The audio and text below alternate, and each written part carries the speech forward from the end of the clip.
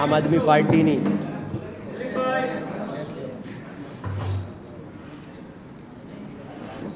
આ પ્રેસ વાર્તામાં આપ સૌ મીડિયા મિત્રોનું સ્વાગત છે।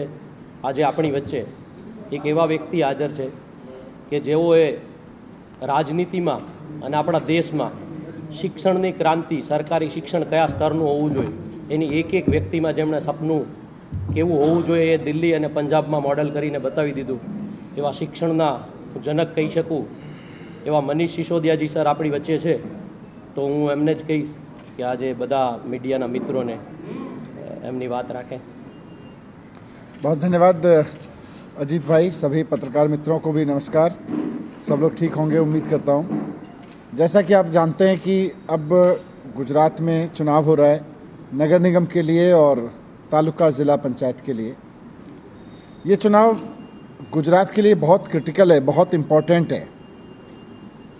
गुजरात के लोग इस बार जो मूड बना के बैठे हैं वो किसी पार्टी को चुनना या कोई सरकार को हराना या जिताने से ज़्यादा ये बताने के लिए मूड बना के बैठे हैं कि गुजरात भारतीय जनता पार्टी का गुलाम नहीं है। गुजरात के लोग ये बताना चाहते हैं कि गुजरात के लोग अब बीजेपी से तंग आ चुके हैं, थक चुके हैं। 30 साल हो गए भारतीय जनता पार्टी को गुजरात में काम करते हुए, गुजरात की राजनीति करते हुए, गुजरात में सरकार चलाते हुए, लेकिन आज तानाशाही, अहंकार और भ्रष्टाचार केवल और केवल भारतीय जनता पार्टी यही कर रही है। सरकार नहीं चला रही, लोगों के लिए काम नहीं कर रही। केवल उसके नेता अहंकार दिखा रहे हैं, तानाशाही दिखा रहे हैं, भ्रष्टाचार दिखा रहे हैं, बल्कि क्राइम कर रहे हैं। समस्या ये थी 30 साल में कि गुजरात में विकल्प नहीं था। कांग्रेस दिखाने के लिए चुनाव लड़ती थी, लेकिन हर बार जब भी चुनाव आते हैं तो कांग्रेस के कैंडिडेट बीजेपी के हेडक्वार्टर में बैठ के तय होते रहे और बीजेपी के नेता जनता में जाके कहते रहे कि देखो अगर बीजेपी से नाराज हो, अगर बीजेपी को चुनाव नहीं देना चाहते, वोट नहीं देना चाहते तो कांग्रेस को वोट दे देना, उसके पास भी हमारे ही लोग हैं, उसके कैंडिडेट भी हमारे ही लोग हैं। ये हम सब ने, आप लोगों ने, मीडिया के लोगों ने दिखाया। मैं आपकी बधाई देता हूँ, तारीफ करता हूँ इस चीज़ के लिए कि 30 साल के इस तानाशाही के शासन को आप लोगों ने खूब एक्सपोज किया है। अभी आम आदमी पार्टी एक विकल्प के रूप में है। पिछली बार जब हम चुनाव लड़े तो हमको 18% वोट मिले, उसके बाद में अगले चुनाव में 23% वोट मिले। इस बार राजकोट की मैं बात करूं तो पूर्ण बहुमत से राजकोट में हमको लग रहा है कि नगर निगम में लेके आएगी जनता, क्योंकि एक मजबूत विकल्प के रूप में आम आदमी पार्टी को देख रही है। मैं चारों तरफ अभी लोगों से मिल रहा था, 3 दिन से मैं गुजरात में हूँ। हर जगह मैं सुनता हूँ कि लोग क्या बोल रहे हैं, कैसे मुद्दे उठा रहे हैं। हर जगह लोग कह रहे हैं जी मैं कहीं सुना, पहले दिन ही आके सुना कि जी कंटाल गए हैं। मैं भी गुजराती नहीं जानता हूँ, माफ़ी चाहता हूँ, लेकिन मैंने भी पूछा, अजीत भाई जैसे अपने मित्र थे साथ में, मैंने कहा क्या बोल रहे हैं? बोले कह रहे थक गए हम, आज ही जा चुके हैं इनसे, बीजेपी वालों से। अभी आम आदमी पार्टी एक विकल्प के रूप में दिख रही है और ये लोगों का ही दिया हुआ शब्द है कि गुजरात बीजेपी का गुलाम नहीं है। ये मैंने खुद लोगों से सुना है। ये भारतीय जनता पार्टी ये मानना बंद करे, और अभी तक शासन ऐसी चलाती रही है बीजेपी। राजकोट में आप सब ने, मीडिया के लोगों ने इतना शोर मचाया, उस पर इतना आप लोगों ने उठाया, गुजरात की जनता ने उठाया, लेकिन क्या हुआ? 27 लोग मारे गए राजकोट के। इसी राजकोट तो छोटा सा शहर है, राजकोट के 27 परिवारों ने अपने लोग खो दिए, उसमें से 9 बच्चे थे। और कौन नहीं जानता है कि इस सारे कांड में भारतीय जनता पार्टी के नेता शामिल थे? कौन नहीं जानता है कि भारतीय जनता पार्टी के सीनियर लीडर्स इस पूरे हत्याकांड के पीछे थे? हत्या थी ये 27 लोगों की, लेकिन क्योंकि भारतीय जनता पार्टी को लगता है कि जनता तो हमारी गुलाम है, राजकोट के लोग, गुजरात के लोग तो हमारे गुलाम हैं, इसलिए किसी भी भारतीय जनता पार्टी के नेता के ऊपर कोई कार्रवाई नहीं हुई, किसी का नाम तक नहीं आने दिया बीजेपी की सरकार ने।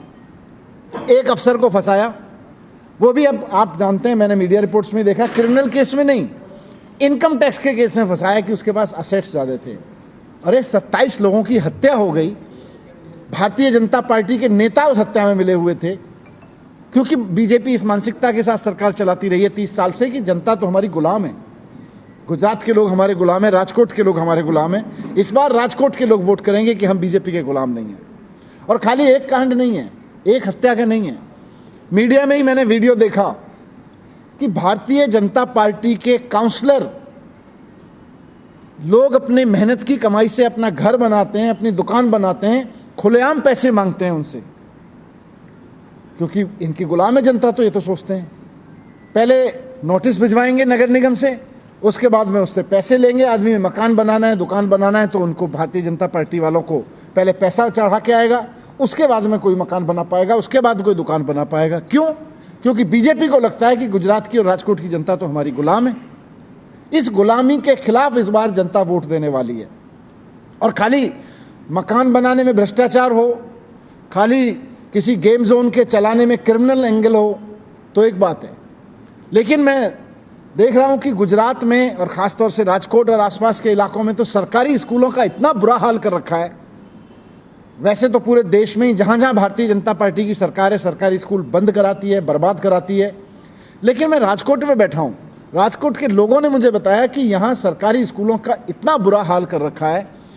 जब हमने शोर मचाया, हमारे लोगों ने शोर मचाया, तो थोड़ी बहुत बिल्डिंग ठीक कर दी, लेकिन पढ़ाई। आज भारतीय जनता पार्टी बता दे कि राजकोट के आसपास, राजकोट और राजकोट के आसपास के सरकारी स्कूलों में से पढ़ के एक भी बच्चा नीट पास करके गया हो, जेई का एग्जाम पास करके गया हो, किस लिए पढ़ा रहे हो? कोई बच्चा कहीं अफसर बना हो, कोई बच्चा कहीं अच्छी नौकरियों में गया हो, आप मजदूर पैदा करने के लिए पढ़ा रहे हो। और प्राइवेट लोगों को आपने गुलामों की तरह से मजबूर कर रखा है कि अगर अपने बच्चे पढ़ाने हैं, ये भारतीय जनता पार्टी की सोच है राजकोट के लोगों के प्रति, कि अगर अपने बच्चे पढ़ाने हैं तो हम लोगों ने प्राइवेट स्कूल खोल रखे हैं, उसमें 10,000, 15,000, 20,000 रुपये तक की महीने में फीस दो और पढ़ाओ। अब राजकोट जैसे शहर में किसके पास है 10,000, 20,000 रुपये महीने देने के लिए? और कितने लोगों के पास हैं? कितने लोग अपने बच्चों को 10,000, 15,000, 20,000 की फीस दे के पढ़ा सकते हैं हर महीने? इतनी इनकम है राजकोट में लोगों की, इतनी इनकम वाले लोग हैं, पॉपुलेशन है यहाँ पे। तो क्या करेंगे लोग? सरकारी स्कूलों में पढ़ाएंगे। सरकारी स्कूलों में पढ़ाने का मतलब है अपने बच्चे का भविष्य बर्बाद करना, अपने बच्चों को कहीं आगे नहीं लेके जाना, क्योंकि सरकारी स्कूल तो अच्छे पढ़ाई कराएंगे नहीं। तो ये कुल मिला के मैं ये कहना चाह रहा हूँ कि जिस तरह से स्कूलों को बर्बाद करके, सरकारी अस्पतालों को बर्बाद करके, पूरे के पूरे सिस्टम को बर्बाद करके भारतीय जनता पार्टी 30 साल से शासन चला रही है, यही मान के चला रही है कि राजकोट की जनता हमारी गुलाम है। आज इस चुनाव में, इस नगर निगम चुनाव में जनता जवाब देगी कि जनता गुलाम नहीं है, उनके पास विकल्प है। अभी तक विकल्प नहीं था, विकल्प है। और जब स्कूल की, कॉलेज की बात करता हूँ, कॉलेज में देखो इन्होंने यूनिवर्सिटी खोली, क्या नाम है? Saurashtra university, Marwar Saurashtra university. मतलब कॉलेज में बच्चों को पढ़ाई नहीं मिल रही, गांजा मिल रहा है, गांजे के पौधे पकड़ रहे हैं। मीडिया में रिपोर्ट, आप लोगों ने रिपोर्ट की, मैं सलाम करता हूं आप लोगों को कि आप लोग ये सब चीजें रिपोर्ट कर रहे हो, आप जनता की आवाज को उठा रहे हो। तो जिस तरह से इन्होंने पूरा माहौल बना रखा है, और मैंने ये भी सुना कि अगर कोई आवाज उठाता है उसके खिलाफ इनकम टैक्स, उसके खिलाफ सीबीआई, उसके खिलाफ ईडी। जो देश में माहौल है वही राजकोट में भी माहौल है। कोई व्यापारी अगर कोई कहे कि जी सड़क ठीक कर दो, कोई व्यापारी अगर कहे कि गड्ढे खराब है, तो उसके खिलाफ नोटिस आ जाएंगे, उसके खिलाफ पुलिस की कार्रवाई होने लगती है। आज आम आदमी पार्टी के खिलाफ देख लो, आज लोगों ने जब ये शुरू किया कि हमको आम आदमी पार्टी पे भरोसा है, तो बीजेपी अपनी पुराने स्टाइल में आ गई कि ये तो हमारी सल्तनत है, यहाँ के लोग गुलाम है हमारे, हमने गुलाम बना के रखा हुआ है 30 साल से, कोई आके इनको जगह कैसे सकता है, कोई इनके वोट कैसे मांग सकता है, कोई और। तो बीजेपी ने हमारे कार्यकर्ताओं के ऊपर मुकदमे, फर्जी मुकदमे करने शुरू किए। आज गोली चलाई है बीजेपी के लोगों ने हमारे कैंडिडेट पे, क्योंकि भारतीय जनता पार्टी अपना विश्वास खो चुकी है। गुजरात की जनता को कोई भरोसा नहीं है, कोई उम्मीद नहीं है, और गुजरात की जनता बीजेपी की इस गुलामी से मुक्त होना चाहती है, वोट का इस्तेमाल करेगी। इसलिए बीजेपी अंतिम चरण की अपनी गुंडागिरी पे है। अफसरों का इस्तेमाल, पुलिस का इस्तेमाल, गोली चलाने का कांड, डराने धमकाने का काम, लोगों को जेल भेजने का काम, हमारे लोगों पे, आम आदमी पार्टी के कार्यकर्ताओं पे FIR करने का काम, ये सब कर रहे हैं।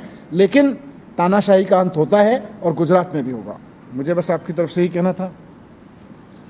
आप प्रश्न पूछिए।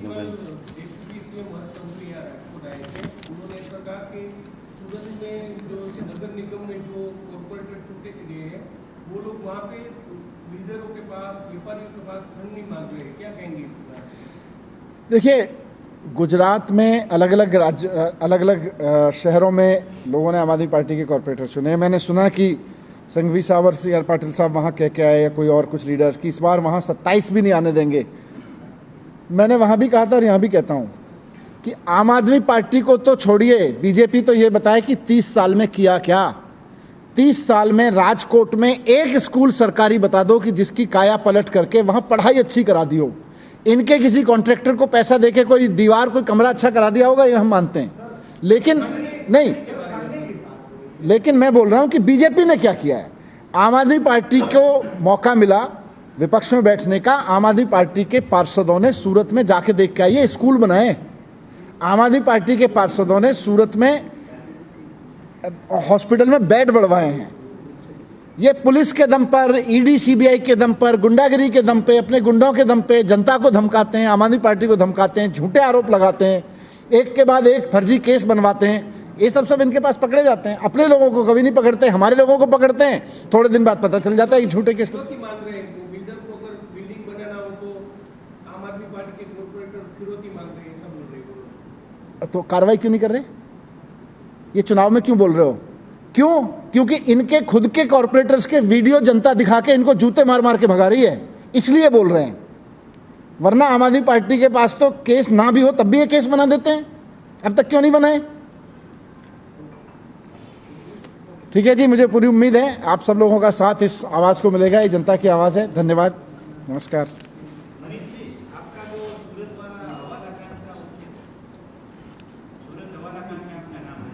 मेरा? अच्छा अच्छा, क्या आया? क्या था? मुझे पता नहीं क्या था। नहीं आप बताइए क्या था? क्या था? जो पैसे आए वो यहाँ पे लोगों को बांटने के लिए आए थे, हवाला से। कहाँ पे आए थे? कहाँ पे आए थे? सूरत में आए। सूरत में आए थे। एक अच्छा, आदमी था जो आम आदमी पार्टी के लोगों के साथ दिखा गया था, उसका नाम आया था, ये इसके बारे में क्या कहें? और बीजेपी बैठ के भजन कर रही है, हमारे लोग पैसे बांट रहे हैं और बीजेपी की सारी एजेंसियां बैठ के। मैंने सूरत में भी बोला था, वो वहाँ किसी ने पूछा था मुझसे पीसी में कि जी कोई वीडियो घूम रहा है, तो मैंने कहा था, मैंने कहा ये वीडियो घूम रहा है इसका मतलब भारतीय जनता पार्टी मान रही है कि सूरत में हवाला का कारोबार चल रहा है। इसका मतलब सूरत में भारतीय जनता पार्टी के इतने लंबे शासन में आंगड़िए काम कर रहे हैं, तो बीजेपी किसके लिए आंगड़ियों का कारोबार चलवा रही है भाई वहाँ पे? चलो आम आदमी पार्टी का आया नहीं आया वो तो दूसरी बात है, पर आप कह रहे हो कि आम आदमी पार्टी का आंगड़ियों से कोई आया, तो भाई आंगड़िए चला रखे हैं इसका मतलब आपने। अगर आपके पास में किसी एक लीडर की किसी 1 मिनट की सीसीटीवी फुटेज है तो पूरे दिन की सीसीटीवी फुटेज पत्रकारों को दो, पूरे दिन चलाएंगे, देखेंगे बीजेपी का कौन कौन कार्यकर्ता कौन कौन नेता उठाता है वहां से।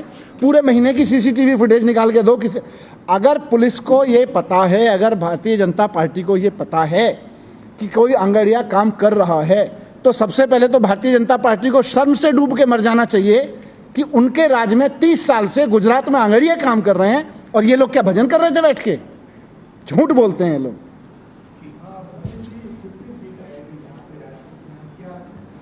देखो,